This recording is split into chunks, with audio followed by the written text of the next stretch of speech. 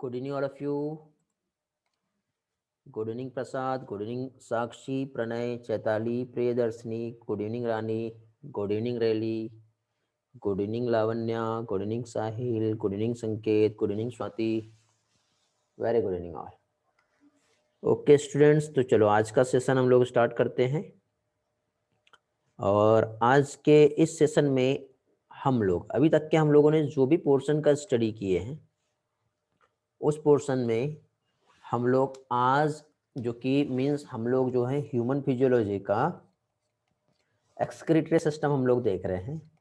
और excretory system में आज हमारा थर्ड लेक्चर है और इसमें हम लोग टोटल हमारा जो एनसीईआरटी है, okay, line to line NCERT, वो आज हम लोग समझेंगे। ठीक है, और एनसीईआरटी कंसेप्ट और एक एक पार्ट जो है बेटा वो अच्छी तरह से आज के इस सेशन में हम लोग देखने वाले हैं। ठीक है, हाँ, ये बेटा बैच 5 के लिए ये क्लास है। यदि बैच 3 और बैच 4 के कोई भी स्टूडेंट जो रिवीजन के लिए आए होंगे तो उन लोगों का भी वेलकम है। ओके, अब वहाँ पे जो आपको लिंक मिला होगा वहाँ पे बैच 3 बैच 4 के नाम पे मिला है, बट डोंट वरी, ये स्पेशली बैच 5 का ही क्लास है। तो आई होप सारे स्टूडेंट यहाँ पे प्रेजेंट हैं। और आज मैंने आप लोगों को वॉइस एक्सेस ऑन रखा था, बट आप उसका गलत फ़ायदा उठाते हो, अपना माइक ऑन कर देते हो और आपका बैकग्राउंड नॉइज आता है। ठीक है, तो ऐसा ना किया करो, क्योंकि वो माइक ऑन इसलिए रखता हूँ मैं कि किसी की कुछ क्वेरी है तो फ़ोन के थ्रू आप पूछ सकते हो, मतलब वॉइस के थ्रू। ओके,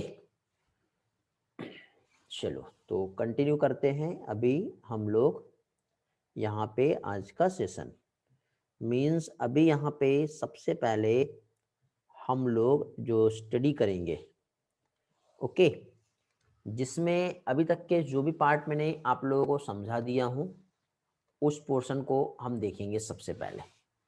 ओके, मीन्स सबसे पहले हम लोग लाइन टू लाइन एनसीईआरटी जो है उसको अभी हम यहाँ पर समझेंगे। किसी का कुछ डाउट और कोई क्वेरी रहता है तो वो भी सॉल्व हो जाएगा और उसी के साथ फिर हम आगे कंटिन्यू करने वाले हैं। ओके, तो एनसीईआरटी बुक दिखाई दे रहा है सभी को? पीडीएफ शेयर हुआ बेटा, टेक्स्ट दिख रहा है? रिस्पॉन्स करो मुझे कि मैंने आप लोगों को क्या ये वाला जो पैराग्राफ है ये समझा दिया था, इसके पहले एक्सप्लेन कर चुका हूँ। जहाँ तक मुझे याद है कि मेरे तरफ से डन है, ये वाला डन है ना? ओके, ये वाला पैराग्राफ भी एक्सप्लेन कर दिया था मैंने, देख लो एक बार। यदि यस तो आगे बढ़ते हैं, नेक्स्ट पोर्शन देखते हैं। यदि नो तो फिर मैं इस पैराग्राफ को समझाऊंगा आप लोगों को। लाइन एनसीईआरटी से समझा है कि नहीं वो पूछ रहा हूं मैं।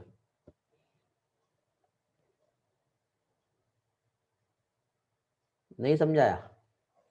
इसके पहले वाला समझाया था क्या?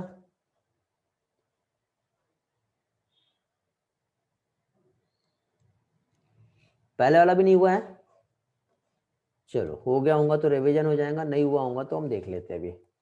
देखिए बेटा, यहाँ पे हम लोग जो टॉपिक जो चैप्टर का हम स्टडी कर रहे हैं, एनसीईआरटी से कुछ नहीं हुआ तो चलो कंटिन्यू कर रहे हैं।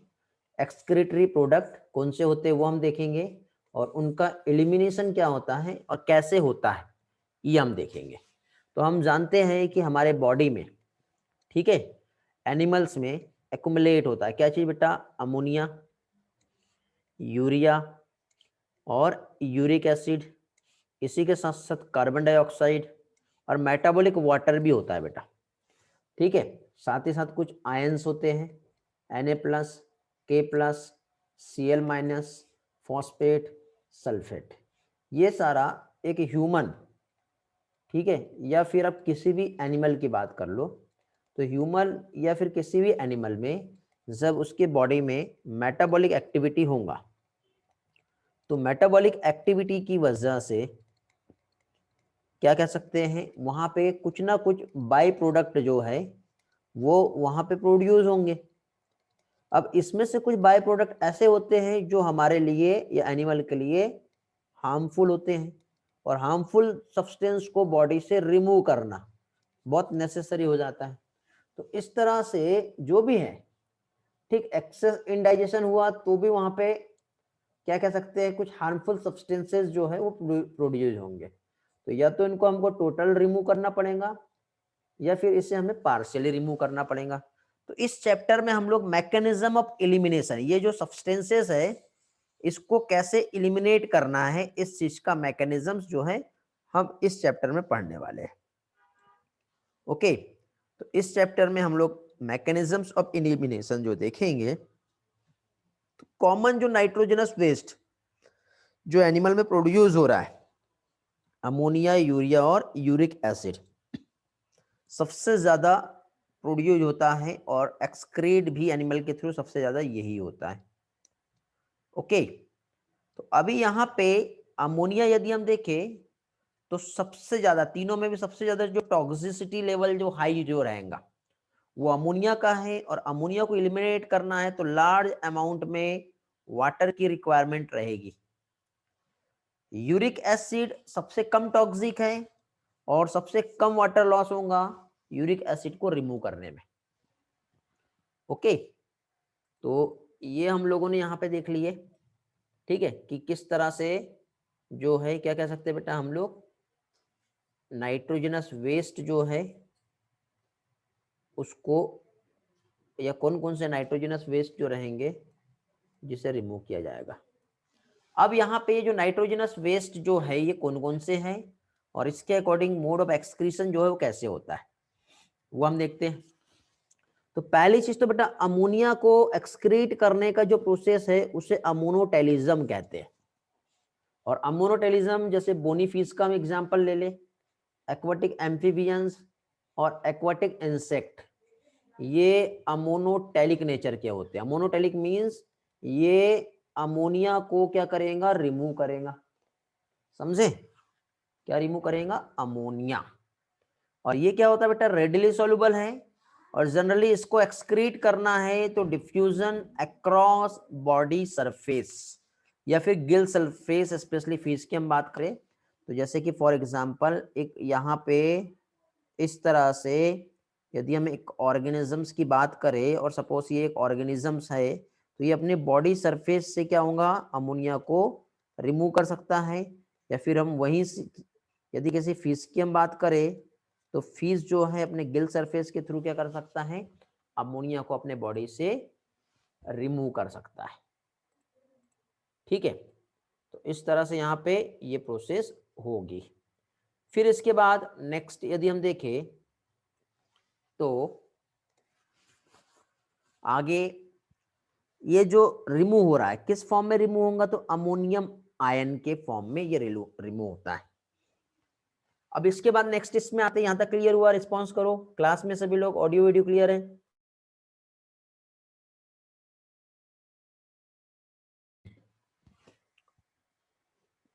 वेरी गुड, चलो बहुत बढ़िया। आज ही मैंने आपको बताया था रिस्पांस क्यों जरूरी है, और रिस्पांस आप दोगे तो उसका रिजल्ट जो है आपको ही नीट 2022 में मिलेगा।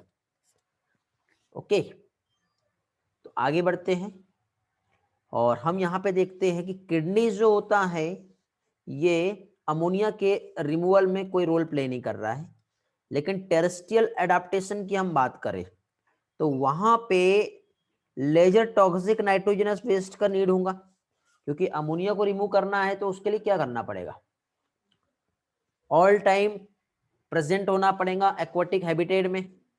तो हम लोग तो ऐसे नहीं कर सकते ना, पानी में ऐसे अंदर थोड़ी रह सकते सारे टाइम।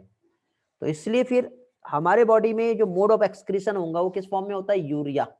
और यदि हम बर्ड्स में हम देखिए तो उसमें मोड ऑफ एक्सक्रीशन जो होता है वो यूरिक एसिड। और इस टाइप का जो एडाप्टेशन है इसकी वजह से क्या होने वाला है आप जानते हो, वाटर का कंजर्वेशन, वाटर लॉस जो है वो कम हो जाएगा। ठीक है, तो लॉस ऑफ वाटर जो है ये डिक्रीज हो जाएगा, क्योंकि किडनी जो है क्या कर रहा है बेटा, यहाँ पे यूरिया को रिमूव करता है या फिर यूरिक एसिड को रिमूव करता है। समझ गए, चलो नेक्स्ट इसमें आते हैं। तो इस तरह का जो एडाप्टेशन है तो ऐसे एनिमल को यूरोटेलिक एनिमल कहेंगे। ओके, तो अब ऐसा नहीं कि अमोनिया नहीं बन रहा हमारे बॉडी में, मेन जो नाइट्रोजनस एक्सक्रीटरी वेस्ट वो अमोनिया ही रहेगा, बट अमोनिया जो मेटाबॉलिज्म के थ्रू जो फॉर्म हुआ वो कन्वर्ट हो जाता है यूरिया में। कहाँ पे, हमारे बॉडी में लीवर में एक मैकेनिज्म्स होता है जिसकी वजह से यूरिया बनेगा, देन उसको हमारे ब्लड में पहुंचा दिया जाएगा, और फिर ब्लड जो है वो कहाँ पास होगा, तो ये देखो ये हमारा लीवर, लीवर में बना अमोनिया, अमोनिया बनने के बाद पहुंचा दिया किडनी में, और किडनी में होगा इसका फिल्ट्रेशन। तो किडनी में जाके फिल्ट्रेशन होके ब्लड हो जाएगा प्यूरिफाई, जो कि रिटर्न बैक आ जाएगा, और जो हार्मफुल नाइट्रोजनस वेस्ट है वो इस तरह से बॉडी से एलिमिनेट हो जाएगा। समझ गए? तो इस तरह से ये प्रोसेस यहाँ पे होती है। तो अब देखिए यहाँ पे सम अमाउंट ऑफ यूरिया यदि हम देखें तो may be retain in the kidney matrix some of these animal to maintain desire osmolarity. ये वाला पोर्शन जो है, जब मैं आप लोगों को काउंटर करंट मैकेनिज्म जब समझाऊंगा, क्या चीज, काउंटर करंट मैकेनिज्म, तो उस टाइम पे आप लोगों को ये चीज क्लियर हो जाएगी। समझे? ओके, तो ये वाले पार्ट को आप फिलहाल आप अंडरलाइन करके रख लेंगे कि ऑस्मोलरिटी मेंटेन होती कैसे। आपको सिर्फ अभी ये याद रखना है कि कुछ एनिमल क्या करते हैं, यूरिया को बाहर तो निकाल रहे हैं लेकिन कुछ चीज वो वापस से अपने बॉडी में रखते भी है। ठीक है, रिटेन करता है वो। तो रिटेन करने का रीजन क्या है, ऑस्मोलरिटी को मेंटेन करना। ऑस्मोलरिटी मींस ऑस्मोटिक बैलेंस, हमारे बॉडी में बॉडी फ्लूइड का जो वॉल्यूम है उसको मेंटेन रखना बहुत जरूरी होता है। ठीक है, तो जरूरी है इसलिए यहाँ पे उसको रिटेन भी किया जाता है। ओके, आगे अब ये कंसेप्ट को समझने के लिए देखो आपको ऑस्मोसिस और डिफ्यूजन समझना पड़ेगा बेटा। क्या चीज, ऑस्मोसिस और डिफ्यूजन। कौन से कंसेप्ट को समझने के लिए, ये जो रिटेन ऑफ यूरिया वाला कंसेप्ट है इसको समझने के लिए। ये मेरे बेसिक लेक्चर 1 2 3 4 वाला जो स्लाइड वीडियो रिकॉर्डिंग है उसमें अवेलेबल है। ठीक है, जो स्टूडेंट न्यू है उन लोगों के लिए। बाकी लोगों ने तो किए हैं लेक्चर अटेंड, नहीं किए होंगे किसी ने, या कोई भूल गया होगा। तो ये लेक्चर जो है बेटा बेसिक लेक्चर, बेसिक कंसेप्ट करके आपको मिलेगा। ठीक है, तो बेसिक कंसेप्ट के 1 2 3 4 लेक्चर एक बार रिवाइज कर लेंगे आप लोग। तो ये वाला पोर्शन में आपको 2 क्लास के बाद समझाऊंगा तो और अच्छे से क्लियर हो जाएगा, क्योंकि मैं फिर से आपको ऑस्मोसिस और डिफ्यूजन पढ़ा के टाइम वेस्ट नहीं करना चाहता हूँ आप लोगों का। आप चाहते हो तो मैं फिर से ये चीज पढ़ा दूंगा, मुझे कोई प्रॉब्लम नहीं है। ओके, तो एक बार वीडियो देख लो, आपका ही टाइम बचेगा ना, क्योंकि हम दूसरी चीज को ज्यादा अच्छे से टाइम दे पाएंगे। ओके, हाँ, फिर इसके बाद देखिए आगे हम बढ़ते हैं। तो ऑस्मोलरिटी तो मेंटेन हो जाएगी। फिर रेप्टाइल्स, बर्ड्स, लैंड स्नेल्स और इंसेक्ट की हम बात करें तो ये नाइट्रोजनस वेस्ट, क्या चाहिए, यूरिक एसिड पैलेट या फिर पेस्ट के फॉर्म में क्या करेंगे, रिमूव करेंगे। अभी इस तरह से रिमूव कर रहे हैं इसलिए मिनिमम लॉस ऑफ वाटर होता है इसमें, और इस टाइप के एनिमल क्या कहलाते हैं बेटा, यूरिकोटैलिक एनिमल कहलाएंगे। क्या कहलाएंगे ये कहलाते हैं यूरिकोटैलिक एनिमल। ओके, चलो आगे बढ़ते हैं, नेक्स्ट टेस्ट में आते हैं। नेक्स्ट पोर्शन हमारा यहां तक कि क्लियर है, किसी को कुछ पूछना है जल्दी से पूछो, नहीं तो आगे बढ़ते।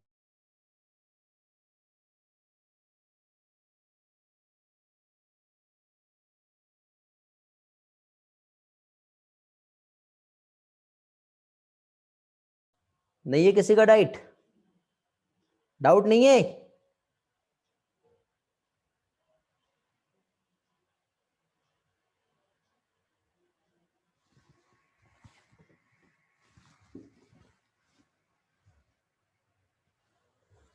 यूरिकोटैलिक एनिमल रिपीट करना है। रेडिली सोल्यूबल मीन्स क्या होता है ये रिपीट करना है। ओके, ठीक है बेटा, बता दे रहा हूं, कुछ लोगों को डाउट है कुछ लोगों को नहीं है। ओके, ठीक। देखिए बेटा वैष्णवी, आपका जो डाउट है यूरिकोटैलिक का मतलब क्या होता है, तो यूरिकोटैलिक मीन्स देखिए यहाँ पे जो एक्सप्लेन किया है, किधर आ गए, ज्यादा आ गए क्या, हाँ, यहां पे देखो बेटा, इस तरह से इंसेक्ट की हम बात करते हैं या फिर हम बर्ड्स की हम बात करते हैं। तो बर्ड्स जो होता है, इसका फूड जो होता है, सीड फीडिंग हैबिट होता है, सीड ईटिंग बर्ड होते हैं, सीड खाते हैं ये। तो सीड खाने की वजह से सीड में जो है वाटर का अमाउंट बहुत कम होता है, और पानी भी ये जो पिएंगे तो एकदम बहुत कम पानी पीते हैं, वाटर इनको चाहिए ही नहीं होता है, या बहुत कम वाटर में भी ये सरवाइव कर जाते हैं। और जब सरवाइव कर रहे हैं तो अब इसमें एक ऐसी हैबिट होंगी कि क्या कह सकते हैं, ऐसी हैबिट होंगी कि इनको एक्सक्रीट करना है। तो फिर जैसे हम लोगों में जो यूरिनेशन का प्रोसेस होता है, मिक्चुरेशन का, बहुत सारा वाटर लॉस होता है ना यूरिन के थ्रू, तब जाके यूरिया रिमूव होता है।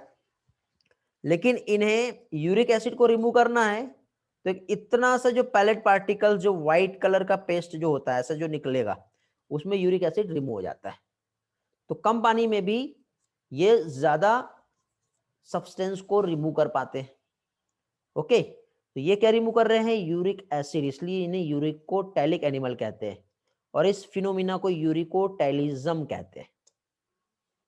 ओके, वैष्णवी, रेली का डाउट है, रेडिली सॉल्युबल का मतलब क्या होता है। तो बेटा देखिए, readily soluble means easily soluble. Ammonia जो होता है वो क्या होता है, इजीली सॉल्युबल होती है। ओके, आगे नेक्स्ट इसमें आते हैं। अब बेटा जब सर्वे हुआ एनिमल किंगडम का, तो हमें समझ में आया कि सिर्फ और सिर्फ किडनी ही नहीं है जो एक्सक्रीटरी ऑर्गन है, किडनी के अलावा डिफरेंट एनिमल में अलग अलग टाइप के एक्सक्रीटरी ऑर्गन देखने को मिले। जैसे कि एक हम कह सकते हैं ऑर्गन ऑफ बोजानस, एक होता है ग्रीन ग्लैंड, एक एटिनरी ग्लैंड होता है, एक होता है माल्पेजियन ट्यूब्यूल। ओके, तो इस तरह से डिफरेंट टाइप के एक्सक्रीटरी ऑर्गन जो है एनिमल में प्रेजेंट होते हैं। तो generally most of the invertebrates की हम बात करें तो उसमें एक ट्यूब के समान ऐसा सिंपल सा ट्यूबुलर स्ट्रक्चर होता है, इधर से एक्सक्रीटरी वेस्ट आया और यहां से बाहर निकल जाता है। ओके, तो सिंपल ट्यूबुलर ऑर्गन होता है। लेकिन यही चीज वर्टिब्रेट में देखे तो यही ट्यूबुलर स्ट्रक्चर पहले नेफ्रॉन बनता है और इसका प्रोटेक्शन जो होता है वो किस में हो जाता है बेटा, किडनी में हो जाता है। तो हमारे इसमें किडनी रहेंगी जो क्या करता है, मोड ऑफ एक्सक्रीशन करेगा। तो ट्यूबुलर पार्ट तो यहाँ पर भी है, लास्ट टाइम मैंने आप लोगों को इस तरह से एक्सक्रीशन पढ़ाया था और नेफ्रॉन का स्ट्रक्चर बताया था, तो याद होगा इस तरह से ये भी एक ट्यूबुलर ऑर्गन ही है, बट ये बहुत ही ज्यादा कॉम्प्लेक्स ट्यूब के समान हो गया है। समझे? ओके,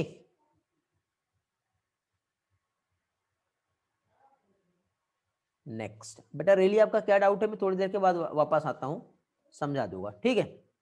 फिर इसके बाद देखिए, जैसे कि फॉर एग्जांपल प्रोटोनेफ्रेडिया, इसे फ्लेम सेल्स भी कहते हैं, ठीक है। ये ऐसी कुछ सेल्स होती है फ्लेम सेल्स, ठीक है। ये भी एक एक्सक्रीटरी स्ट्रक्चर होता है, किसमें, प्लेटीहेल्मिन्थस, जैसे फ्लैट वॉर्म, इसका एक एग्जांपल है प्लेनेरिया।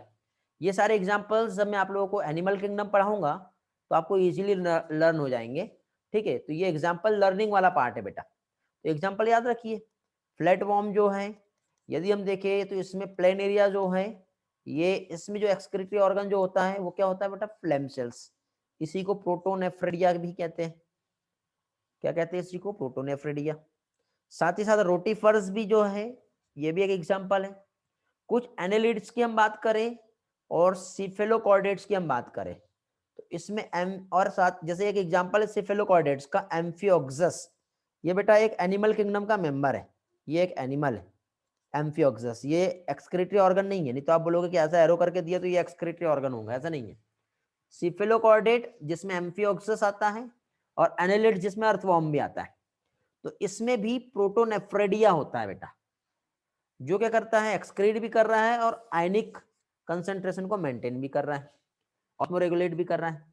फिर उसके बाद बेटा नेफ्रेडिया, ये भी एक ट्यूब के समान एक्सक्रीटरी ऑर्गन होता है।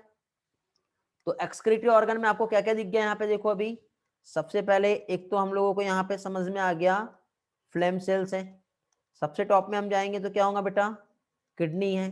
किडनी के साथ ही साथ और क्या हो गया बेटा, प्रोटोनेफ्रिडिया है, ठीक है। ये एग्जांपल ऐसा आप नोट करोगे सारे पॉइंट तो आपको याद रहेंगे। ये किडनी, फिर example, flame cell example, protonephridia किसमें होता है एग्जाम्पल्स, फिर उसके बाद क्या आता है बेटा नेफ्रिडिया है। तो नेफ्रिडिया किसमें होता है, तो ये भी एक ट्यूबुलर एक्सक्रीटरी ऑर्गन है। अर्थवॉर्म में नेफ्रिडिया होता है, अदर एनालिड्स में भी यही होता है। नेफ्रिडिया जो होता है बेटा नाइट्रोजनस वेस्ट को रिमूव भी कर रहा है और साथ ही साथ बॉडी फ्लूइड और टॉक्सिक बैलेंस जो इसको मेंटेन कर सकता है।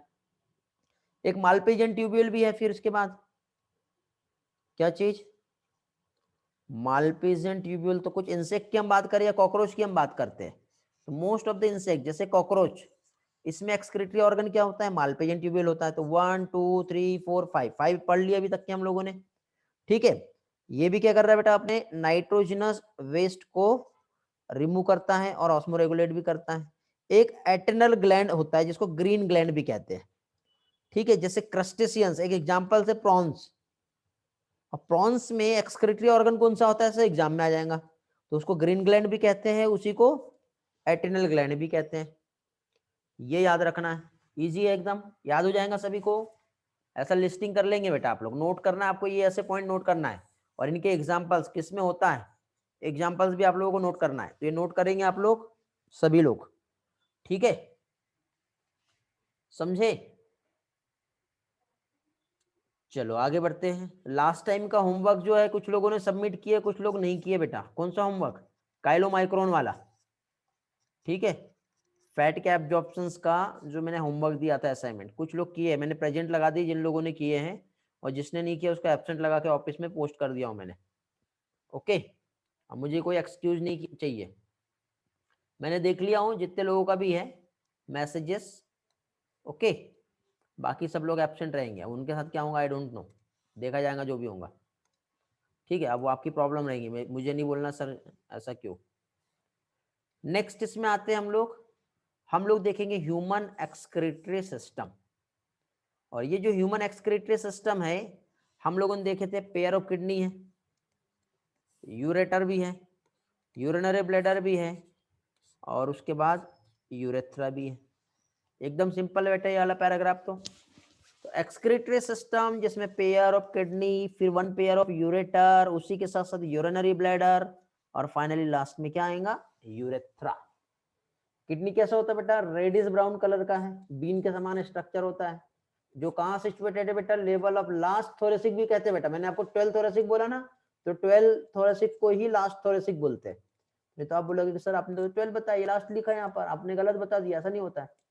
12 नंबर थोरेसिक जो कि हमारा लास्ट वर्टिब्री है ये, और थर्ड नंबर वर्टिब्री यहाँ पे डोर्सल इनर वॉल जो होती है हमारी एब्डोमिनल कैविटी की, वहां पर किडनी जो है इस तरह से क्या होंगी बेटा, लोकेटेट होती है।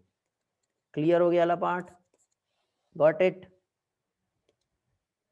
रिस्पॉन्स करेंगे जल्दी से, ऐसा कोई पर्सन जिसे कुछ डाउट हो पूछ लो।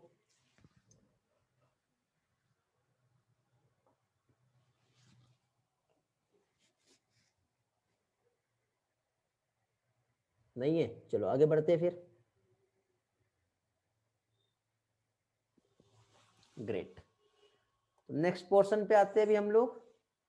और नेक्स्ट पोर्शन जो है हमारे यहाँ पर, जिसमें हम लोग क्या देख रहे हैं बेटा, किडनी का मेजरमेंट 10 to 12 सेंटीमीटर लेंथ में रहेगा। कैसा वाला, ये कितना होता है बेटा, ये 10 से लेके 12 सेंटीमीटर होगा।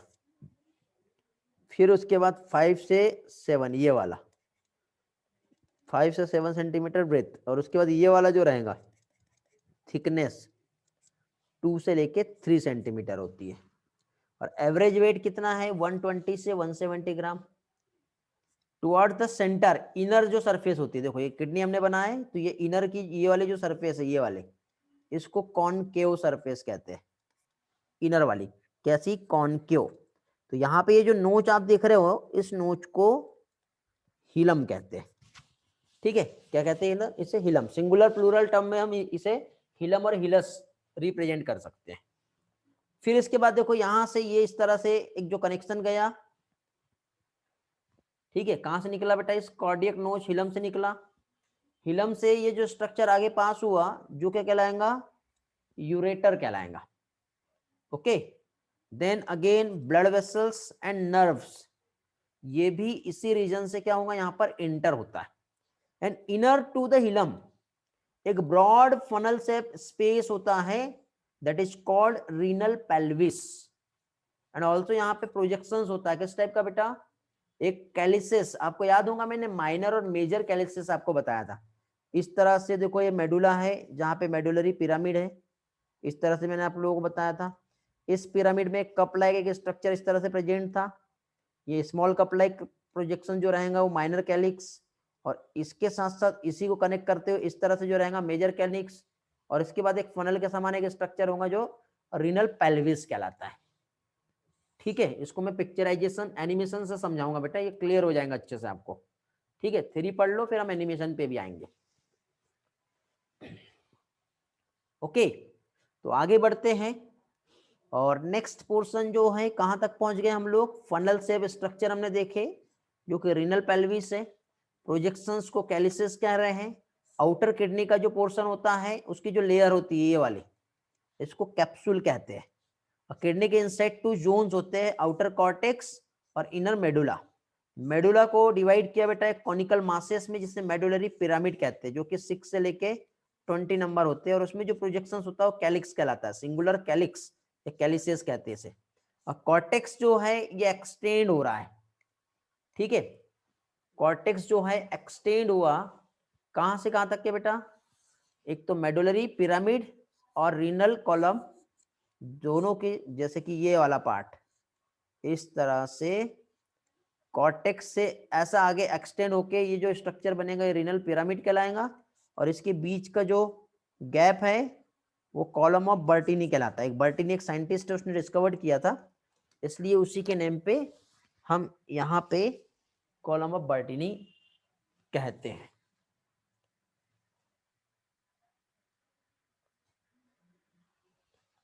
हो गया, अभी नेक्स्ट पार्ट। ऐसे कितने स्टूडेंट थे जो आज मॉर्निंग बैच में नहीं थे? मंडे से शेड्यूल चेंज हो गया, आप लोगों को मिल गया क्या बेटा? इस मंडे से आप लोगों का जो क्लास रहेगा 4 डेज रहेगा, वीक में 3 डेज हो रहे थे, अभी 4 डेज रहेंगे आपके। हैंड रेस करो, कितने लोगों ने क्लास नहीं की है मॉर्निंग में? अभी 33 मुझे आप लोग दिख रहे हैं, और 45 के आसपास मॉर्निंग बैच में रहते हैं। 80 स्टूडेंट रहना चाहिए, बट कितने थे? सिर्फ 60 स्टूडेंट ही थे। 20 स्टूडेंट कहाँ गए थे? मैंने प्रेजेंट भेज दिया हूँ, ठीक है। जो लोग नहीं हैं वो लोग क्लास कीजिए, आपके फ्रेंड्स लोगों को बता दो, नहीं तो मैं प्रेजेंट भेज दूंगा आपके लिए, फिर दिक्कत हो जाएगी बाद में। ओके, मैं एक चांस दे रहा हूं आपको मैं भी। वेरी गुड, दोनों भी क्लास में रहना जरूरी है बेटा। इवनिंग वाला क्लास जैसे हमारा एक्सक्रीशन खत्म हो गया तो फिर आपका लोकोमोशन ही रहेगा, फिर आपको मॉर्निंग में ही क्लास करना पड़ेगा। केमिस्ट्री में तो ऐसे ही हो रहा है ना, और फिजिक्स में, फिजिक्स भी मर्ज हो गया क्या, नहीं हुआ कि बचा कुछ अभी?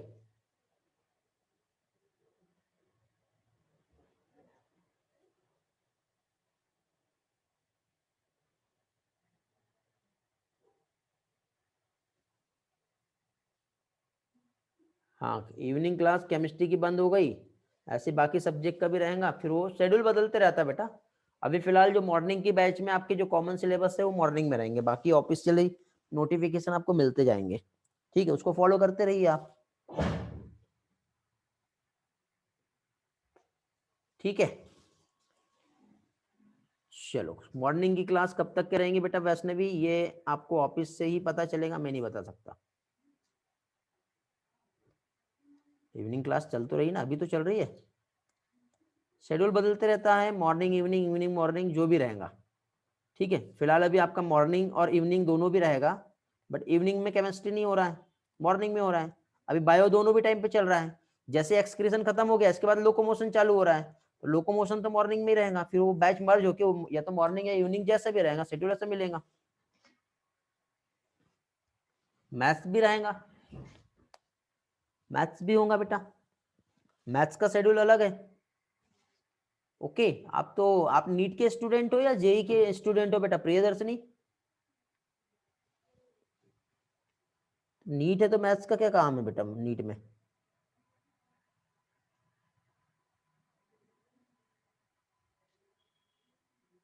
मैथ्स भी कर रहे हो क्या आप अभी?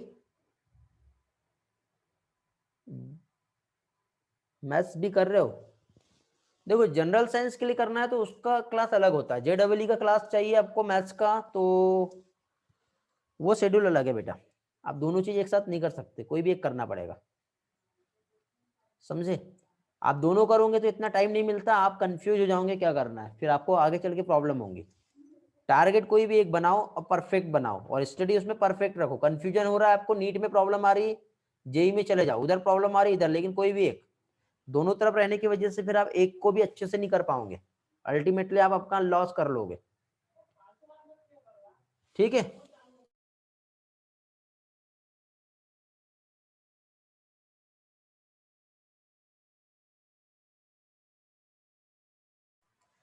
ठीक है बेटा, समझे? चलो तो आगे बढ़ते हैं, अभी नेक्स्ट पोर्शन देखेंगे हम लोग। अभी कॉलम ऑफ बर्टीनी तक के हम पहुंच गए हैं। अब यहाँ पे इस डायग्राम को भी मैंने आपको एक्सप्लेन किया हूँ ऑलरेडी। तो देखो बेटा यहाँ पे, ये देखो ये जो लेयर जो होती है ना, एक टफ्ट फाइब्रस कैप्सूल लेयर होती है। ये किडनी का आउटर जो लेयर होता है इसे हम कैप्सूल कहते हैं, रीनल कैप्सूल। फिर उसका फर्स्ट पार्ट ये जो है ये कहलाता है कॉर्टेक्स। फिर उसके बाद इधर आएंगे तो कॉर्टेक्स के बाद ये जो है क्या कहलाएगा, ये मेडुला कहलाता है। ठीक है, क्या कहलाएगा ये? मेडुला।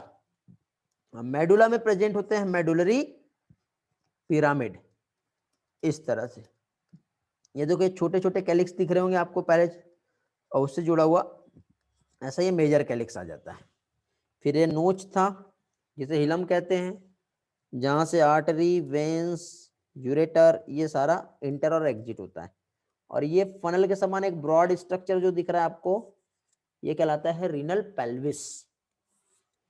ओके, तो अब देखो किडनी में नियरली 1 मिलियन जो है एक कॉम्प्लेक्स ट्यूबुलर स्ट्रक्चर प्रेजेंट होता है जिसे कहते हैं नेफ्रॉन। और नेफ्रॉन जो होता है बेटा ये फंक्शनल यूनिट होती है किडनी की, और ईच नेफ्रॉन जो है इसके 2 पार्ट्स होते हैं। लास्ट लेक्चर में मैंने आप लोगों को पढ़ाया हूँ।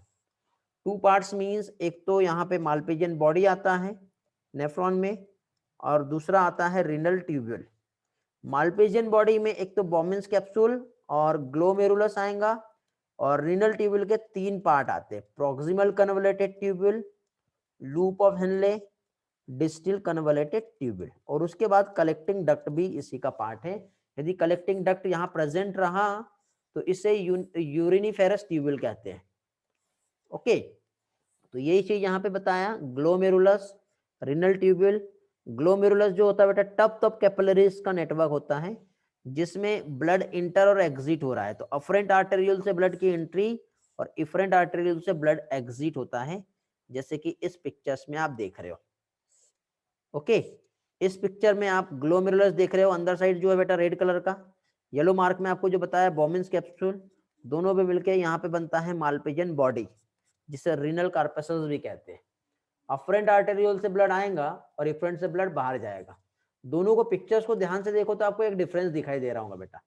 देखो ये इस तरह से अफरेंट आर्टेरियोल है, और ये अफरेंट आर्टेरियोल के बाद इस तरह से आपका ये बॉमिन्स कैप्सूल है।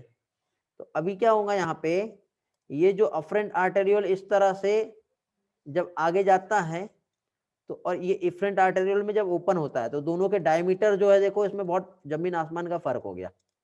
इसका डायमीटर बहुत ज्यादा होता है बट इसका डायमीटर बहुत कम होता है। देखो पिक्चर्स में आपको दिखाई दे रहा होगा, दिख रहा है ना? तो अफरेंट आर्टेरियोल जिसका डायमीटर बहुत चौड़ा है बट इफरेंट का बहुत छोटा हो गया।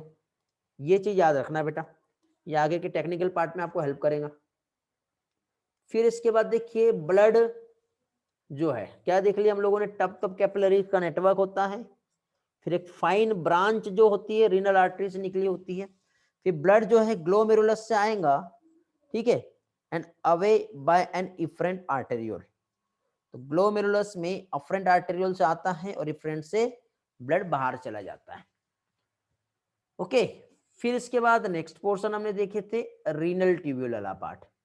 तो रीनल ट्यूब्यूल जो है ये एक double wall cup like structure होता है, जिसमें इसी में रीनल ट्यूब्यूल में जो क्या कहलाता है बेटा, बोमेन्स कैप्सूल। ये ऐसा हम लोगों ने एक स्ट्रक्चर का स्टडी किया है, आपको याद आ रहा होगा, ऐसा हमने पढ़े थे। तो ये आउटर लेयर पैराइटल लेयर और इनर लेयर विसरल लेयर हमने देखे थे।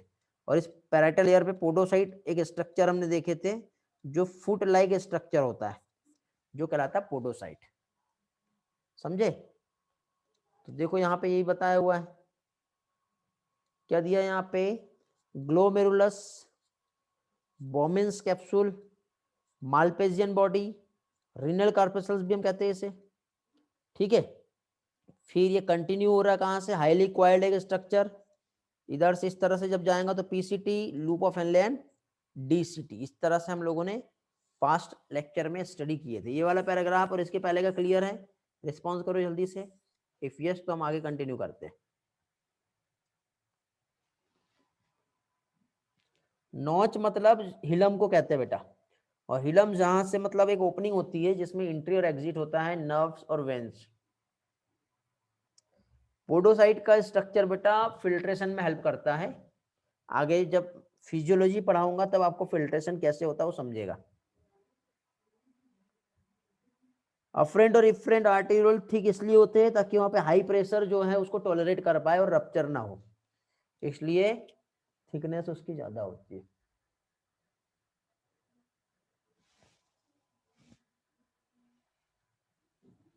और किसी के कोई डाउट है बेटा, जल्दी जल्दी पूछो।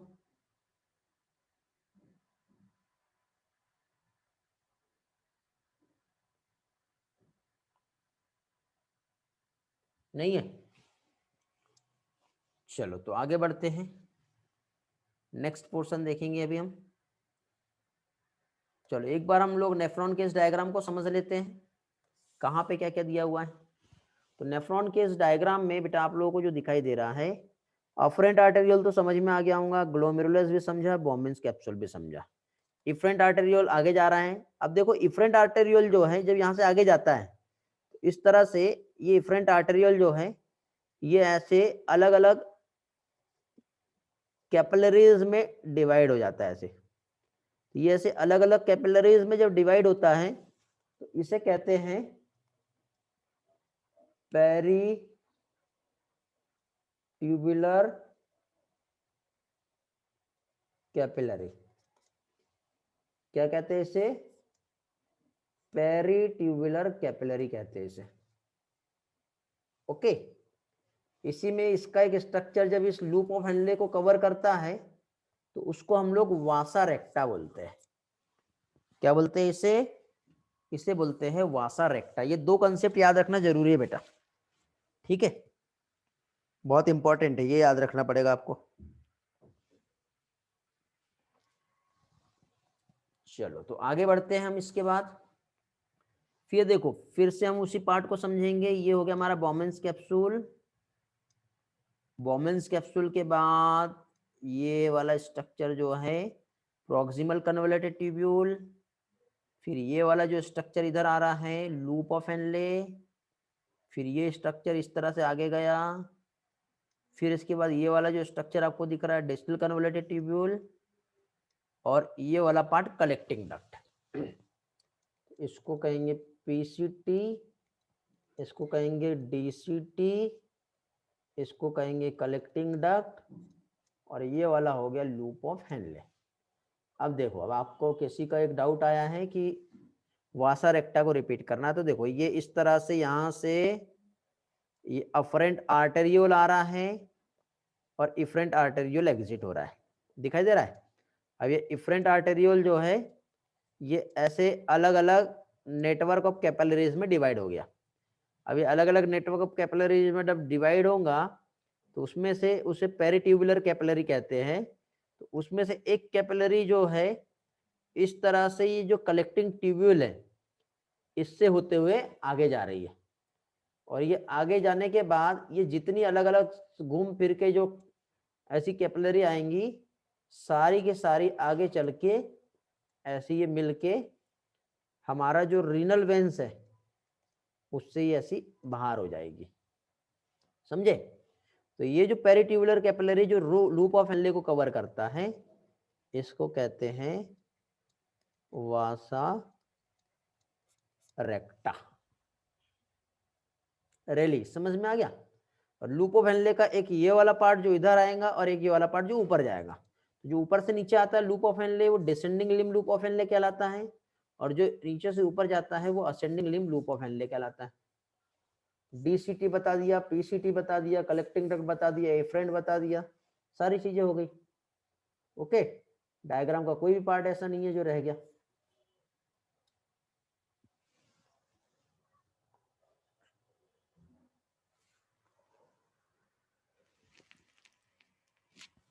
चलो तो आगे बढ़ते हैं फिर नेक्स्ट पार्ट में।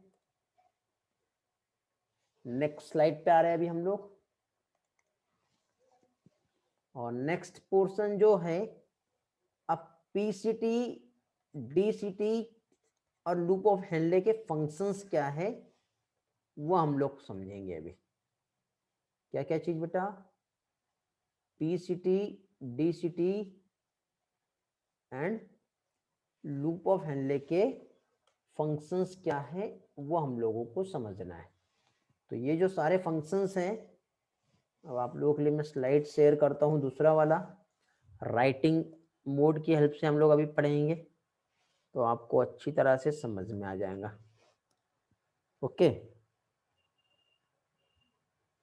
वासा रेक्टा में वेस्ट ऑफ न्यूट्रिएंट नहीं होता है बेटा रेली, थोड़ा सा वेट करो। अभी सिर्फ कौन सी चीज कहां पर प्रेजेंट है हम सिर्फ उतना ही देख रहे हैं। ओके, उसके बाद वापस हम आएंगे तो आपका वो पार्ट क्लियर करवा दूंगा मैं, थोड़ा सा वेट करो। ओके, एक साथ सारी चीजें बताऊंगा, आपको कंफ्यूजन होंगी तो मैं कंफ्यूजन में रखना नहीं चाहता आपको। ओके, तो स्टेप बाय स्टेप अगेन जो नेफ्रॉन का स्ट्रक्चर है वो हम यहां पर अभी समझ लेते हैं। तो देखिए बेटा, यहाँ पे जो नेफ्रॉन का हम लोग जो स्टडी कर रहे हैं, तो नेफ्रॉन की जो स्टडी अभी तक के हम लोगों ने यहाँ पे की है, जिसके अकॉर्डिंग हमें एक चीज तो समझ में आ गई है कि पहली चीज तो ह्यूमन एक्सक्रीटरी सिस्टम हम पढ़ रहे हैं, जिसमें मेन एक्सक्रीटरी ऑर्गन जो है वो किडनी है। किडनी का जो फंक्शनल यूनिट जो होता है वो नेफ्रॉन है। अब किडनी का जो फंक्शनल यूनिट नेफ्रॉन है तो इसके हम लोगों ने जो पार्ट्स समझे, जिसमें हम लोगों ने माल्पेजियन बॉडी देखे, और माल्पेजियन बॉडी में हम लोगों ने बोमेन्स कैप्सूल और ग्लोमेरुलस देखे। उसी के साथ साथ हम लोगों ने यहाँ पे रीनल ट्यूब्यूल देखे। रीनल ट्यूब्यूल के 4 टाइप्स देखे हमने, ठीक है। ज्यादा डिटेल नहीं जा रहा हूं मैं यहाँ पे, डायरेक्ट कंसेप्ट पे चलेंगे और स्टेप बाय स्टेप हम एक एक पार्ट को यहाँ पे कंटिन्यू करेंगे। तो अब यहाँ पे सबसे पहले हम लोग जो कंसेप्ट को देखेंगे, पहली चीज तो यहाँ पे हम लोग देखेंगे क्या चीज बेटा? बोमेन्स कैप्सूल, ठीक है। क्या देखेंगे अभी हम लोग यहाँ पर हम लोग सबसे पहले बोमेन्स कैप्सूल जो है क्या होता है वो हम देखेंगे। तो यहाँ पे देखिए, यहाँ पे यदि हम बोमेन्स कैप्सूल की हम बात करें तो इस तरह से एक कप के समान एक स्ट्रक्चर होता है, ऐसा होता है कप के समान स्ट्रक्चर, जिसमें इसमें यदि हम देखें तो 2 लेयर होती है। एक इसमें आउटर लेयर होंगी और दूसरा इसमें इनर लेयर होगा। आउटर लेयर को क्या कहते हैं बेटा? पैराइटल लेयर कहते हैं, लास्ट लेक्चर में हमने पढ़े हैं। इनर लेयर जो है इसे विसरल लेयर कहेंगे, ठीक है। जो विसरल लेयर होती है यहाँ पे फुट लाइक प्रोजेक्शन होता है, और ये फुट लाइक प्रोजेक्शन जो होता है इसे कहते हैं पोडोसाइट जो इन्वॉल्व होता है किसमें बेटा, अल्ट्रा फिल्ट्रेशन में। किडनी का जो अल्ट्रा फिल्ट्रेशन का जो रोल होगा वो पोडोसाइट की वजह से होता है। तो इस तरह से यहाँ पे आप लोगों को ये जो डायग्राम जो दिखाई दे रहा है, इस डायग्राम में ये और एक ये हो गई बेटा आउटर लेयर, ये हो गई इनर लेयर। इस इनर लेयर पे फूड लाइक एक इस तरह से प्रोजेक्शन जो रहेगा ये वाला, इसे हम कहेंगे पोडोसाइट। क्या कहेंगे हम लोग इसे, इसे हम लोग कहेंगे पोडोसाइट। ठीक है, हाँ, विसरल लेयर कहलाती है जिसे हम पोडोसाइट कहते हैं। और इसी के बीचों बीच में यहाँ पे आप देखोगे तो इस तरह से एक स्पेस भी आपको दिखाई दे रहा है, ये कैविटी आपको दिखाई दे रही है। इस स्पेस को कैप्सुलर स्पेस या फिर इसे यूरिनरी स्पेस भी कहते हैं। क्या कहते हैं इसे, यूरिनरी स्पेस कहते हैं। ठीक है, तो ये हो गया फर्स्ट पार्ट आपका बोमेन्स कैप्सूल वाला। सेकेंड अब हम लोग यहाँ पर जब देखेंगे तो सेकेंड आता है ग्लोमेरुलस। ग्लोमेरुलस की यदि हम बात करें तो थोड़ी देर पहले ही मैंने आप लोगों को बताया कि टप्थ ऑफ 6 to 8 आर्टरी, टप्थ ऑफ 6 से लेके 8 आर्टरीज का नेटवर्क होगा ये। अब टप्थ ऑफ 6 to 8 आर्टरीज कैसे, तो देखो यहाँ पे इस तरह से ये हमारी ये जो आ रही है, ये आ रही है रीनल आर्टरी, दिखाई दे रहा है ये, इस तरह से रीनल आर्टरी आई।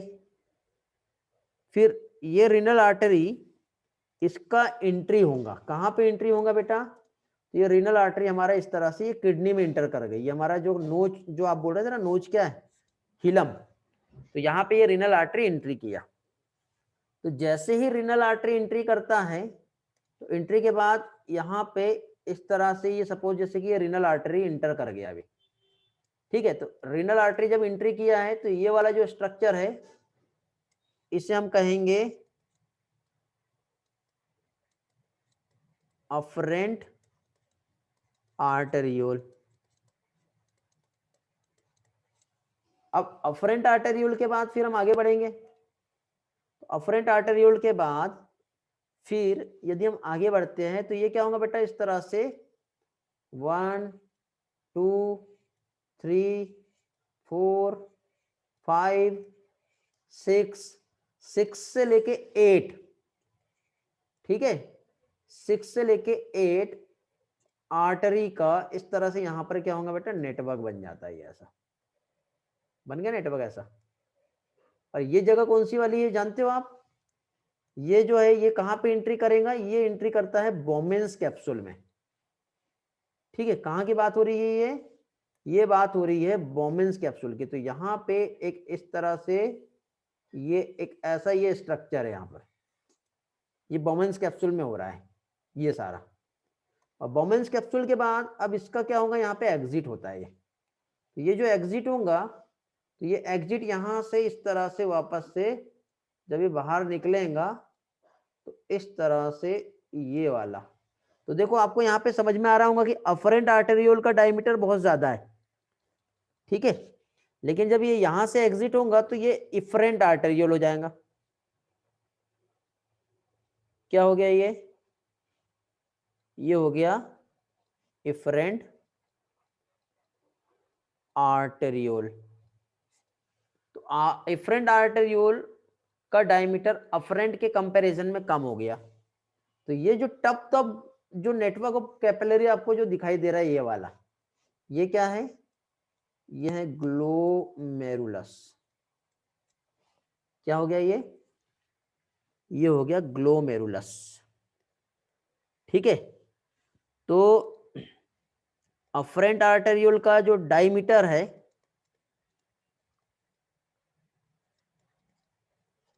ये कैसा रहेगा, वाइडर होगा।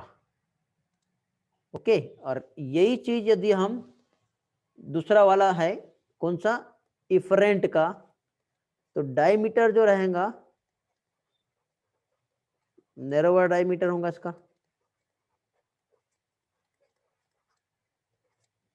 समझ गए, क्लियर हुआ।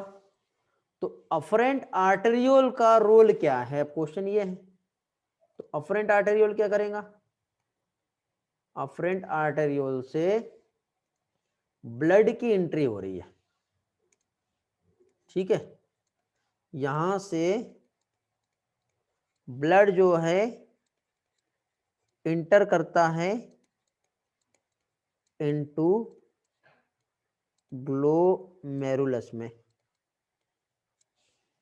और यहां से ब्लड जो रहेगा ये क्या होता है, एग्जिट हो जाता है। तो ब्लड की एंट्री और एग्जिट समझ में आ गया बेटा। फिर इसके बाद नेक्स्ट आता है प्रॉक्सिमल कन्वोल्यूटेड ट्यूब्यूल। ओके, ये दो पार्ट हमने देख लिए। थर्ड हम लोग देखेंगे क्या चीज,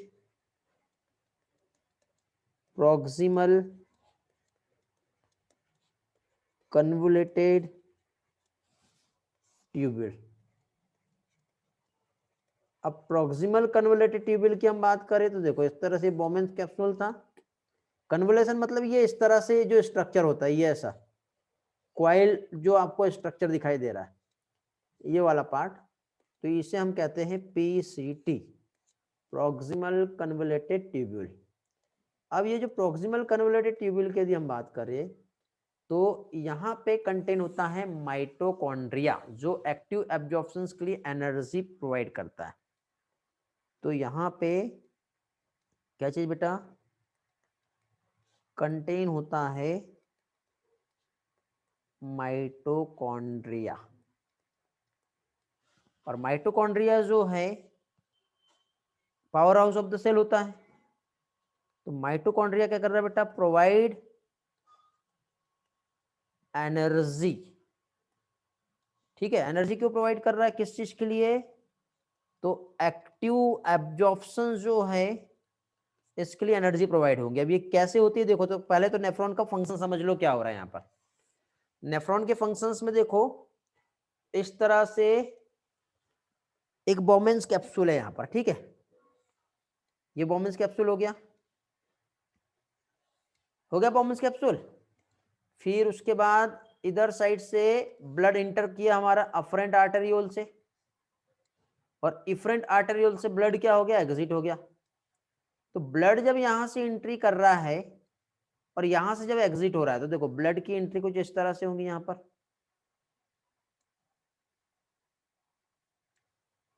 ओके, ध्यान से समझो क्या बताना चाह रहा हूं मैं।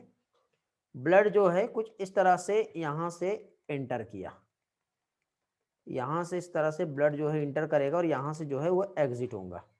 ब्लड जब यहां से इंटर किया तो एंट्री करते ही अभी यहां पे क्या हो रहा है आप जानते हो, यहां पे ये जो ब्लड है ये यहां से होते हुए इधर फिल्टर हो जाएगा, हो गया फिल्टर। तो यहाँ पे देखो तीन टाइप की मेम्ब्रेन आपको दिखाई दे रही होंगी। एक तो यहाँ पे बीच में बेसमेंट सब्सटेंस आएगा ये वाला, इस तरह से, ये जो है ये क्या हो गया बेटा, बेसमेंट सब्सटेंस हो गया। उसके ऊपर एक मेम्ब्रेन आपको दिखाई दे रही होंगी, तो ऊपर साइड की ये जो मेम्ब्रेन है यहाँ पे ये ग्लोमेरुलस की है, और एक मेम्ब्रेन आपको नीचे जो दिख रही है वो बोमेंस कैप्सूल की है, और बीच में बेसमेंट सब्सटेंस। तो ये तीनों पे मिलकर इस तरह से फिल्ट्रेशन मेम्ब्रेन फॉर्म करेंगे। अब फिल्ट्रेशन मेम्ब्रेन जब फॉर्म हुई तो यहां से ब्लड जो है इसका यहाँ पे क्या हो रहा है बेटा, फिल्ट्रेशन हो रहा है। तो फिल्ट्रेशन जब होगा तो ब्लड में आरबीसी और प्रोटीन को छोड़ के, आरबीसी और प्रोटीन जो है इसको छोड़ के ऑल सब्सटेंस जो ब्लड में होते हैं, ठीक है, ये क्या हो जाएंगे बेटा, यहां पर फिल्टर हो जाएंगे। तो फिल्टर होने की वजह से यहां पे जो भी सब्सटेंसेस आए उसमें ग्लूकोज भी रहेगा, इसी में अमाइनो एसिड भी रहेगा, इसी में सॉल्ट भी रहेगा, आयरन मिनरल सारी चीजें रहेंगे। तो ये खाया पिया यहां से हमको बाहर निकालना तो है नहीं बेटा, तो इसको हमको वापस से अपने बॉडी में रीएब्जॉर्ब करना बहुत जरूरी हो जाता है। तो रीएब्जॉर्प्शन के लिए जब ये यहां से ऐसा आगे बढ़ता है, ध्यान से समझो, जब ये इस तरह से यहां से आगे बढ़ेगा, ये ऐसे, तो ये आगे बढ़ने के बाद इसमें जितने भी सब्सटेंसेस है, इसको यहां से वापस हम लोगों को रीएब्जॉर्ब करना पड़ेगा। ये रीअब्जॉर्ब होके कहाँ जाएगा, तो आपको मैंने बताया था बेटा इसके पहले, यहाँ पे एक पेरिट्यूबुलर कैपिलरी का ऐसा नेटवर्क आएगा, एक इधर चला जाएगा, एक इधर चला जाएगा, एक इधर चला जाएगा, ऐसा हुआ कि नहीं। तो इसमें से ये कैपिलरी इसके साथ साथ ऐसे घूमते हुए इधर आती है, ओके, ये ऐसे। तो ये जो कैपिलरीज है वासा रेक्टा बोलते हैं जिसको, यहाँ से सब्सटेंस रीअब्जॉर्ब होके वापस इसमें आ जाते हैं। तो इसमें बेटा इसको रीअब्जॉर्ब करना है, तो इस रीअब्जॉर्प्शन को कहते हैं एक्टिव रीअब्जॉर्प्शन। और एक्टिव रीअब्जॉर्प्शन के लिए नीड होती है एनर्जी की, ठीक है, किस चीज का, एनर्जी का। और एनर्जी कहां से मिलता बताओ, माइटोकॉन्ड्रिया से मिलेंगी, समझ रहे हो। तो माइटोकॉन्ड्रिया से एनर्जी यहां पे प्रोवाइड होंगी।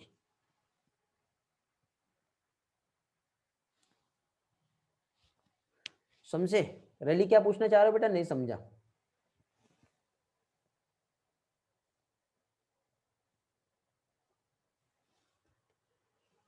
क्या पूछे बेटा रैली, अगेन क्लेरिफाई करो आपके डाउट, तो मैं आपको समझाऊंगा।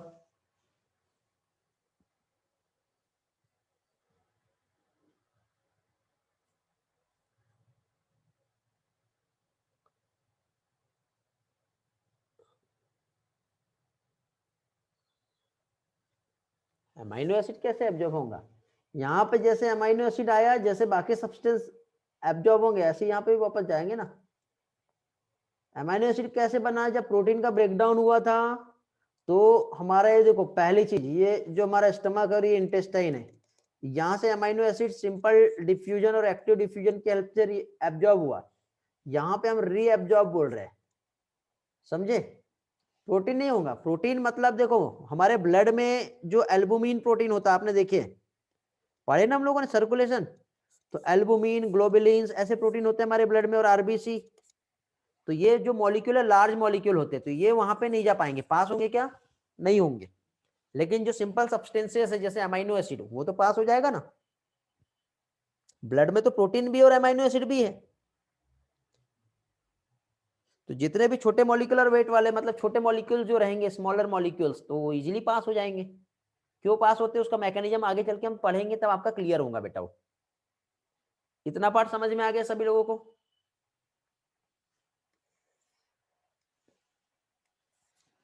क्लियर हुआ।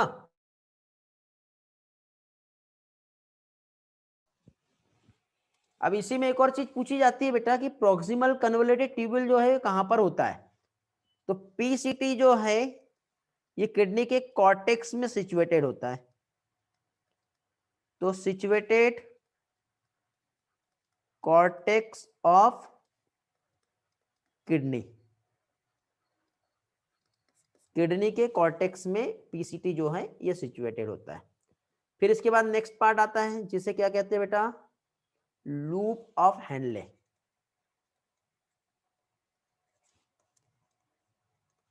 क्या कहते हैं, लूप ऑफ हेनले। तो देखो इस तरह से ऐसा एक स्ट्रक्चर गया,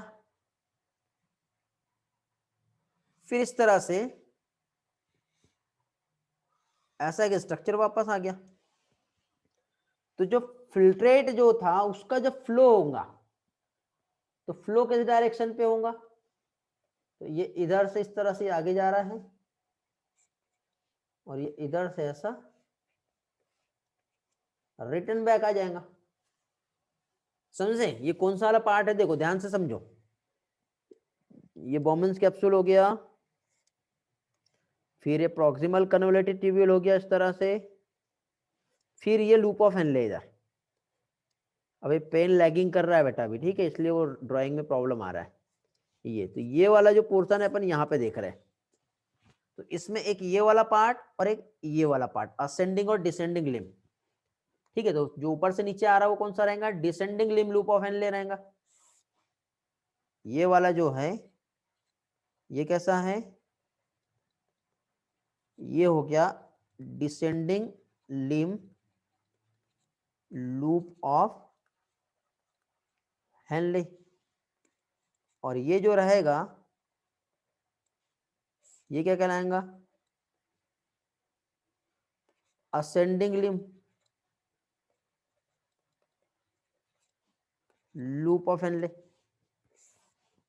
दोनों में क्या डिफरेंस है ये देख लो पहले बेटा, सबसे ज्यादा कंफ्यूज यहां पे आता है कि ये दोनों में डिफरेंस क्या है। तो इसका फंक्शंस बेटा रेगुलेट करता है ये वाटर एंड सॉल्ट बैलेंस। यदि हम सिंपल टर्म में देखें कि लूप ऑफ हेनले जो है ये क्या कर रहा है, तो ये जो है रेगुलेट करता है किस चीज को, वाटर एंड सॉल्ट बैलेंस को। अब ये कैसे करेगा देखो, तो दोनों में बेटा इसके एक स्पेशल फंक्शन होते हैं। दोनों में यदि हम डिफरेंसेस देखें तो दोनों में बेसिक डिफरेंस ऐसा होता है कि जब इधर से जब फिल्ट्रेट, यहां पे फिल्ट्रेट है जैसे कि सपोज यहां पे ये फिल्ट्रेट जब यहां से होके पास होता है तो इसमें से सिर्फ वाटर ही बाहर निकलता है, बट NaCl बाहर नहीं निकलेगा। वाटर तो पास हो जाएगा बट NaCl पास नहीं होता। लेकिन ये वाटर जब यहाँ पे से फिल्टर जब इधर साइड जाता है तो यहां से वाटर नहीं जा पाता है, सिर्फ और सिर्फ यहां से NaCl ही पास हो पाता है। तो इस तरह से हम लोग असेंडिंग लिम्ब और डिसेंडिंग लिम्ब में बेसिक डिफरेंस देखें तो डिसेंडिंग लिम्ब क्या करता है, तो डिसेंडिंग लिम्ब जो है ये अलाउ करता है वाटर को, मतलब वाटर के लिए ये क्या है, परमिएबल है, बट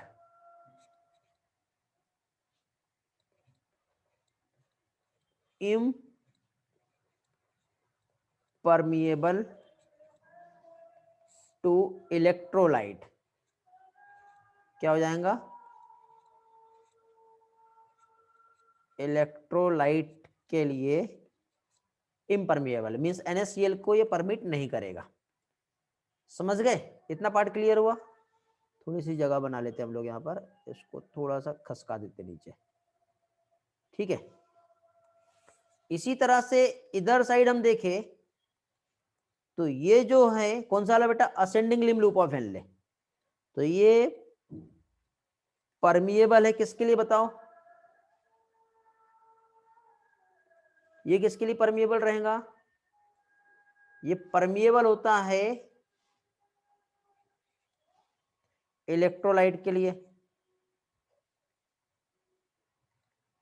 इलेक्ट्रोलाइट के लिए तो परमिएबल है, बट इम्परमिएबल होगा वाटर के लिए। समझे, तो इस तरह से यहां पे ये जो है ये प्रोसेस होती है बेटा। ओके, याद रखना लूप ऑफ हेनले के फंक्शंस क्या है, पूछे जाए यदि एग्जाम में तो मालूम होना चाहिए आपको। और फाइनली इसके बाद नेक्स्ट आता है, ये खत्म हो गया हमारा, अब आता है डिस्टिल कन्वोलेटेड ट्यूब्यूल।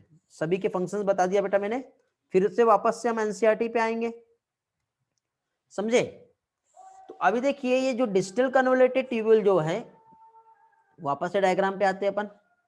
तो हमारा ये डायग्राम हमने थोड़ी देर पहले ड्रॉ किए थे, ये बोमेंस कैप्सूल हो गया, ये क्या हो गया, प्रॉक्सिमल कन्वोलेटेड ट्यूब्यूल, उसके बाद ये जो आएगा लूप ऑफ हेनले, फिर ये लूप ऑफ हेनले के बाद फिर इधर साइड ये वाला जो स्ट्रक्चर है ये क्या हो गया बेटा, डिस्टिल कन्वोलेटेड ट्यूब्यूल। अब यहाँ पे क्या हो रहा है वो हम देख लेते हैं। तो पहली चीज तो देखो लोकेशन, यदि हम देखें तो ये लूप ऑफ हेनले हम देख रहे थे, तो लूप ऑफ हेनले ये कहां पर लोकेटेड है बताओ,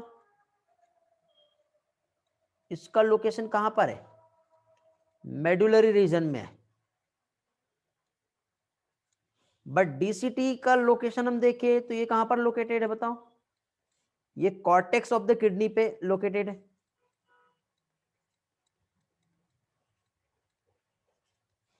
किडनी के कॉर्टिकल रीजन में लोकेटेड है। ओके, तो अब देखो यहां पे ये सारी चीजें तो ठीक है, ठीक। Cortex region of kidney highly convoluted होता है, कनेक्टेड होता है आगे चल के कलेक्टिंग डक्ट से। यहां पे देखिए इसका जो रोल है ये कंडीशनल रीअब्जॉर्प्शन करता है वाटर और सोडियम का। याद रखना है क्या कर रहा है ये डीसीटी जो है, ये क्या कर रहा है बेटा? कंडीशनल रीअब्जॉर्प्शन किसका?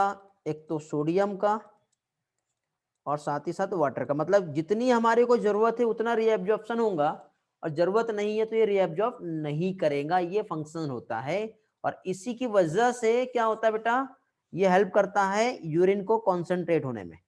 तो यहाँ पे कॉन्सेंट्रेशन जो यूरिन का जो है ये क्या कर रहा है बेटा, मेंटेन करके रखता है। तो ये हो गया बेटा डिस्टिल कन्वोलेटेड ट्यूब्यूल का फंक्शन। ठीक है, अब अपन हमारे अपने एनसीईआरटी पे आएंगे और जो हम पढ़ रहे थे उस पार्ट को हम देखेंगे। ओके, ठीक है बेटा। तो देखो कहां तक पहुंच गए थे हम लोग? हम लोग पहुंच गए थे proximal convoluted tubule, hair pin के समान, लूप ऑफ हेनले, और नेक्स्ट पार्ट जो होता है ट्यूब्यूल का, ठीक, क्या है? डिसेंडिंग और असेंडिंग लिम्ब। असेंडिंग लिम्ब जो होता है यहाँ पे एक उसी के साथ साथ हाईली कन्वोलेटेड ट्यूब्यूल होता है जो क्या कहलाता है? Distal convoluted tubule. फिर डीसीटी जो होता है बहुत से नेफ्रॉन में ओपन होता है एक स्ट्रेट ट्यूब जिसे कहते हैं कलेक्टिंग डक्ट। ठीक है, many of which converge and open into the renal pelvis through medullary pyramid in the calyces. देखो क्या होता है, जैसे कि फॉर एग्जांपल ये इस तरह से हमारा ये एक नेफ्रॉन हो गया, इसी तरह से दूसरा नेफ्रॉन हो जाएगा, इसी तरह से तीसरा नेफ्रॉन होगा। तो ये सारे चीजों को मिला के एक दो तीन बहुत सारे आपस में ज्वाइन होके एक ऐसा सिंगल कलेक्टिंग डक्ट रहता है, और ये यूरेटर और रीनल पेल्विस में क्या होता है? ओपन हो जाता है। ये यहाँ पे बताया हुआ है। ओके, अफरेंट आर्टेरियोल डायमीटर देख लो, इफरेंट का डायमीटर देख लो, बोमेंस कैप्सूल देख लो, आउटर लेयर और इनर लेयर समझ लो। ठीक है, देखो टप तो कैपिलरी का नेटवर्क आपको ग्लोमेरुलस अंदर साइड दिखाई दे रहा है, ये भी देख लो, ध्यान से देख लो बेटा इस डायग्राम को। क्लियर हो गया डायग्राम भी?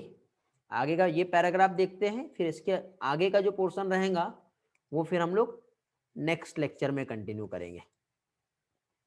तो अभी देखिए यहाँ पे हम लोगों को यहाँ तक के तो समझ में आ गया है। जानवी बेटा सॉल्ट मीन्स क्या? आप सिर्फ सॉल्ट लिखे, मुझे नहीं समझा, क्या बोलना चाह रहे हो बेटा जानवी?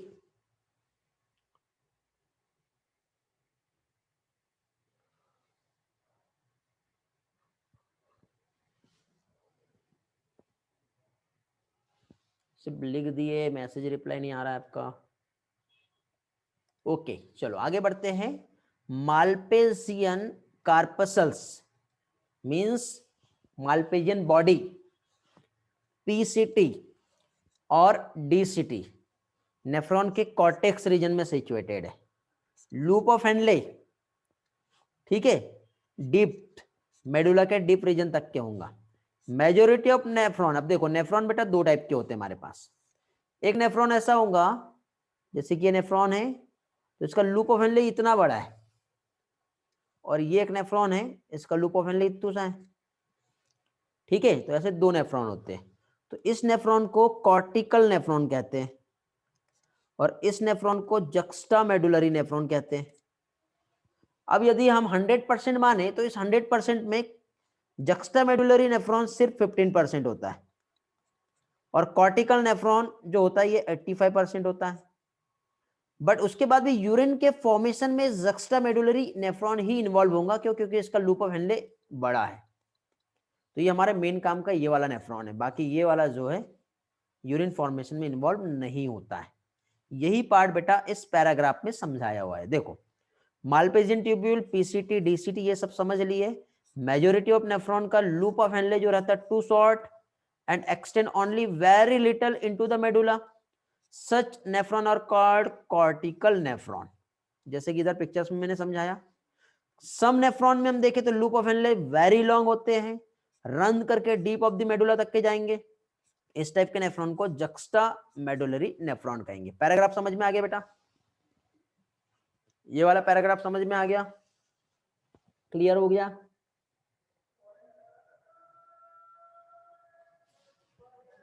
बेटा मेरा आवाज आ रहा है ना सभी लोगों को? इतना लेट रिस्पांस मिलता है आप लोगों का। ठीक है, क्लियर है। चलो आगे बढ़ते हैं, नेक्स्ट पार्ट में आएंगे हम लोग। देखिए अब इफरेंट आर्टेरियोल इमर्ज हो रहा है। इफरेंट वाला कौन सा बेटा? देखो इधर से आया अफरेंट, इसके अंदर गया, जो बाहर निकला ये इफरेंट। तो ये इमर्जिंग फ्रॉम ग्लोमेरुलस, ये देखो ये ग्लोमेरुलस जब इमर्ज होता है तो फॉर्म होता है इफरेंट आर्टेरियोल। फिर ये आगे फाइन नेटवर्क ऑफ कैपिलरीज इस तरह से जब फॉर्म होता है अराउंड द रीनल ट्यूब्यूल, इसे कहते हैं पेरीट्यूबुलर कैपिलरी। ठीक है, माइन्यूट वेसल्स इस नेटवर्क का रन करता है parallel to the loop of Henle, जो कि यू शेप वासा रेक्टा होता है। तो ये तो पेरीट्यूबुलर कैपिलरी हो गया बेटा। लेकिन इसके बाद ये जो लूप ऑफ हेनले है, इसमें से कुछ पार्ट जो है ऐसा आगे जब पास होगा तो वो वासा रेक्टा कहलाता है। और वासा रेक्टा जो है एब्सेंट और हाईली रेड्यूस कॉर्टिकल नेफ्रॉन। थोड़ी देर पहले मैंने आपको कॉर्टिकल नेफ्रॉन बताया था। तो कॉर्टिकल नेफ्रॉन में वासा रेक्टा एब्सेंट होता है, जक्स्टा मेडुलरी नेफ्रॉन में वासा रेक्टा जो है वो प्रेजेंट होती है। ठीक है, तो एक एब्सेंट और एक प्रेजेंट। क्लियर हो गया? समझ में आ गया बेटा? अब यूरिन का फॉर्मेशन कैसे होता है ये हम लोगों को नेक्स्ट लेक्चर में जो है वो देखना है। ओके, न्यू डे से न्यू टॉपिक हम स्टार्ट करेंगे बेटा। इस टॉपिक का मैक्सिमम पोर्शन मैंने अभी थोड़ी देर पहले राइटिंग से जो समझाया वो सारी चीजें समझा दिया हूं। ओके, एनिमेशन में बेटा नेक्स्ट इसमें देखेंगे, थोड़ा सा थ्योरी पढ़ के आइए आप पहले। ओके, एनिमेशन फिर नेक्स्ट इसमें हम देखेंगे। इतना पढ़ो और इसके बाद ये यूरिन फॉर्मेशन आपको पढ़ना है। काउंटर करंट मैकेनिज्म भी आप लोग पढ़ लीजिए, फिर आपको एनिमेशन समझेगा। तो नेक्स्ट इसमें ये थोड़ा सा थ्योरी जो है बच्चा ये पढ़ाऊंगा मैं, फिर एनिमेशन बताऊंगा। समझ गए? क्लियर हुआ बेटा? तो एंड करते हैं बेटा हम। 290 में पैरा सेकेंड में एक लाइन नहीं समझ में आया है ना? ठीक है बेटा, पेज नंबर 292, 291, ये 290 है ना? ये फर्स्ट पैरा सेकंड पैरा। बताओ बेटा इसमें क्या नहीं समझा रेली? पूछो कौन सा लाइन? किडनी डू नॉट, कौन सा लाइन है? देखो नंबर काउंट करो। समझ गया बेटा, ये kidney do not play any significance role in its removal. ये किसकी बात कर रहे हैं बेटा मालूम है? ये बात कर रहे हैं अमोनिया की। तो अमोनिया जो है यदि किडनी से पास होगा तो ये किडनी अमोनिया को रिमूव नहीं कर सकता, क्योंकि अमोनिया के आते ही किडनी डैमेज हो जाएगा। ठीक है, तो टेरेस्ट्रियल एडाप्टेशन इसलिए जरूरी हुआ और अमोनिया को कम टॉक्सिसिटी वाला नाइट्रोजनस वेस्ट में कन्वर्ट करना पड़ा, जिसे कहते हैं यूरिया। ऐसा बताया हुआ है बेटा यहां पर, समझे? क्योंकि बेटा यहां पे रीजन यही है कि 1 ग्राम अमोनिया को यदि रिमूव करना है तो 400 से लेके 500 ml वाटर जो है ये चाहिए। तो ऐसा रहेगा तो एक पानी की टंकी लेके बैठना पड़ेगा और पीते जाओ और निकालते जाओ, ऐसा रहता है। ठीक है, ऑस्मो रेगुलेशन का मतलब ये होता है बेटा कि जैसे हमारे बॉडी में वाटर और सॉल्ट का जो बैलेंस है वो एक कांस्टेंट रहता है, मेंटेन रहता है। ठीक है, कम ज्यादा हुआ तो ये जो है थोड़ा सा अमाउंट में जो यूरिया होता है हमारे बॉडी में क्या होता है वो रिटर्न बैक आ जाता है, जिसकी वजह से ये एक ऑस्मोटिक बैलेंस को मेंटेन रखता है। इसके लिए बेटा आप लोग एक बार ऑस्मोसिस और डिफ्यूजन जो है मेरे बेसिक लेक्चर में है, जो ये आप लोग एक बार पढ़ोगे, फिर जब नेक्स्ट लेक्चर आएगा तो उसमें मैं आपको ये वाटर सॉल्ट का और ऑस्मो रेगुलेशन का मैकेनिज्म जो समझाऊंगा। ठीक है, तब आपको अच्छे से समझेगा। ओके, समझे? होता है बेटा, डिपेंड करता है रैली।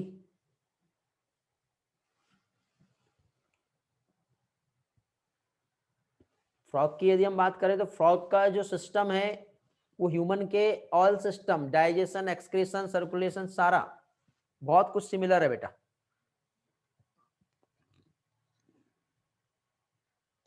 क्लियर हो गया?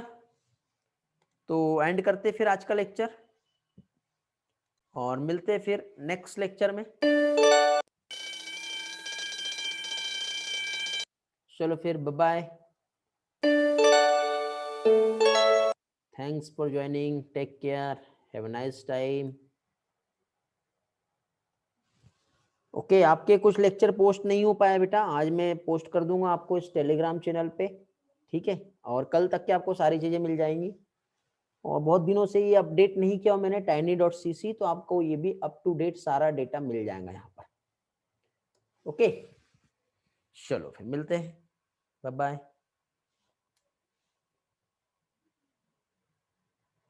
लास्ट क्लास का लेक्चर भी मिल जाएगा बेटा, अपलोड होने का है, ठीक है? अपलोड करता हूँ, टेलीग्राम पे पोस्ट कर दूंगा, tiny.cc URL में भी मिल जाएगा, यूट्यूब में भी मिल जाएगा आपको, ठीक है? यूट्यूब की प्लेलिस्ट में जाके देख लेना यदि पब्लिश नहीं होता है तो। ओके, ठीक है बेटा।